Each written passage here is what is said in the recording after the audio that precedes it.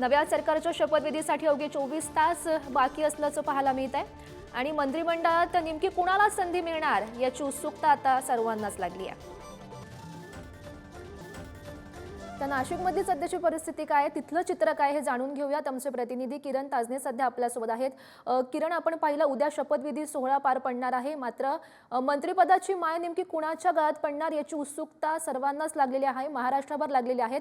नाशिकमधलं काय सध्याचं चित्र आहे, तिथले संभाव्य मंत्री कोण असू शकतात?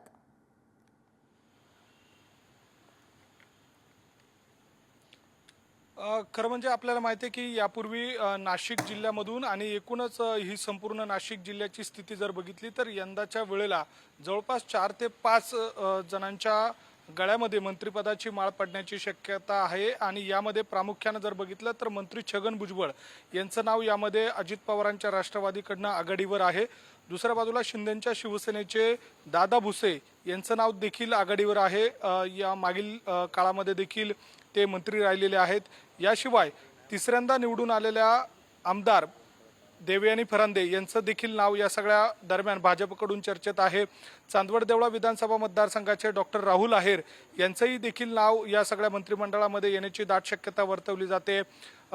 विधानसभेचे उपाध्यक्ष राहिलेले नरहरी झिरवाळ हे यावेळेला मंत्रिपद भूषवू शकतात अशा स्वरूपाची माहिती मिळते। त्यामुळे अजित पवारांच्या राष्ट्रवादीकडनं 2 नावे या सगळ्या दरम्यान चर्चेत आहे, तर भाजपकडनं 2 नावं चर्चेत आहे आणि शिंदेंच्या शिवसेनेकडनं दादा भुसे यांचं नाव आघाडीवर आहे। एकूणच नाशिक जिल्ह्यामध्ये जवळपास 5 जणांची वर्णी मंत्रिमंडळामध्ये लागण्याची शक्यता आहे। दुसऱ्या बाजूला उत्तर महाराष्ट्रात जर विचार केला तर नगरमध्ये राधाकृष्ण विखे पाटील असतील यांचं नाव या सगळ्या दरम्यान चर्चेत येत आहे। त्यासोबतच अजित पवारांच्या राष्ट्रवादीचे संग्राम जगताप यांचे नाव चर्चेला जात आहे।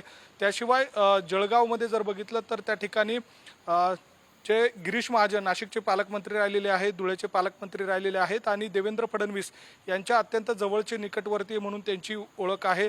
भाजपचे संकटमोचक म्हणून त्यांना ओळखलं जातं आणि त्यांचंही नाव या सगळ्या दरम्यान येण्याची शक्यता आहे। शिंदेंच्या शिवसेनेचे गुलाबराव पाटील यांची देखील मंत्रिमंडळामध्ये वर्णी लागण्याची शक्यता आहे। त्यांच्याकडे पाणी पुरवठा खातं हे मागील काळामध्ये होतं।